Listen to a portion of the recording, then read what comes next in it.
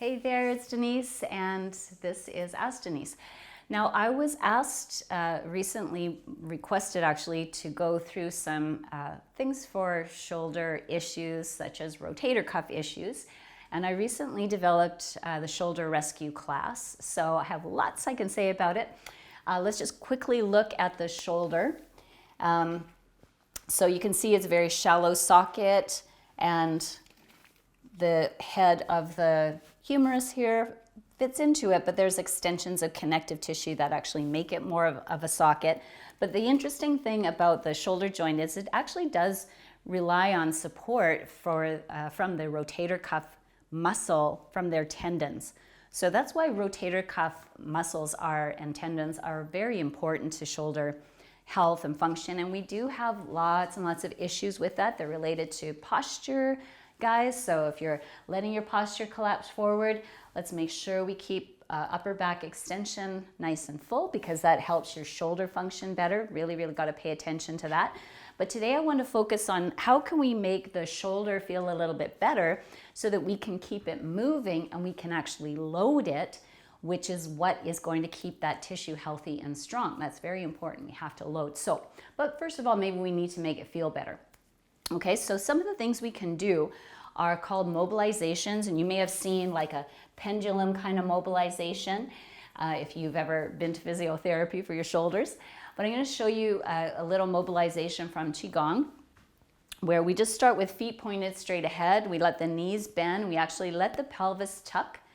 And my good friend Geha was the one who showed me this. So I'm going to take my pelvis and just turn it from side to side. I'm letting my arms jangle. So I actually want to let my arms be quite heavy here. And so as I get used to this movement, I'm going to let my body move a little bit more. This is not something I'm doing with my arms. They're flying out as a result of me moving my pelvis, and I can feel my feet are partly responsible for that action.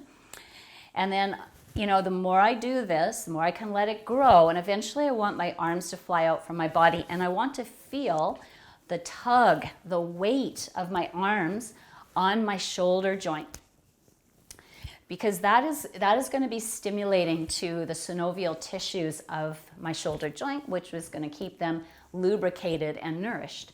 So you can do that for as long as you want. You can spend a couple minutes doing that if you want, especially if it's feeling good, then just really go for it. But that's as much as I'll show you for now. Another very simple mobilization, which can be done between exercises or something, is just letting your arms swing like this. So if that feels okay, again, you're just letting the tug and the weight of the arms act on the shoulders. It's quite a passive thing that you're doing. But again, it's just so that the shoulders are lubricated and nourished. So that's all we're trying to do here. So those are a few things. One more that I really love is using a strap, but you could use a towel or a sweater or anything. And we're going to do these circles with the shoulders. So I'm going to take my right hand across and bring this around. So you see how I'm making my shoulders go through their full range of motion. Now, I'm going to limit this a little bit. So if you have quite inflamed or grumpy shoulders right now, it might look like this. If you are able to get that happening a little bigger, you're going to try and find where your edges are. You might even have those slightly uncomfortable edges that you're bumping up against here. But you eventually want to let that loosen up. Now, right now, I'm keeping my spine relatively still, but maybe after I've had my shoulder doing this movement for a while, I could add some upper spine movement. And I usually have my students eventually add, movement of the pelvis and the legs and just make this a full body movement. But initially, I always start with keeping the spine very still so I can just assess how my shoulders are doing first of all. So just that quick assessment. And then of course I would take it in the other direction. So again, that's a simple mobilization. It's just for nourishing and lubricating the joint surfaces. Then we can go into using just something simple like a strap or towel or anything like that. And we're going to do some isometrics. So isometrics means we're making our muscles work and contract without there being any movement happening at the joint. And these isometric contractions are great for stabilizing the joint, making the joint better at stabilizing. And it's also analgesic, which means it reduces discomfort or pain with movement. So I would hold that for about 5 deep breaths and release, and maybe just shrug out the shoulders. And then I'm going to take it up at a higher level and see about doing it there. Can you notice that my palms are facing each other, which means I have external rotation at my shoulders. This is really important, especially if you've had shoulder issues.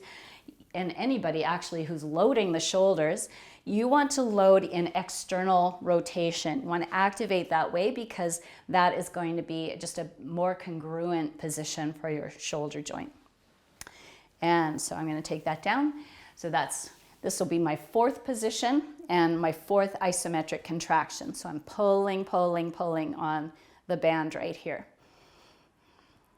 And then I'm going to let it release. So again, I would recommend, 5 breaths in each of those positions. 1, 2, 3, 4 isometric contractions.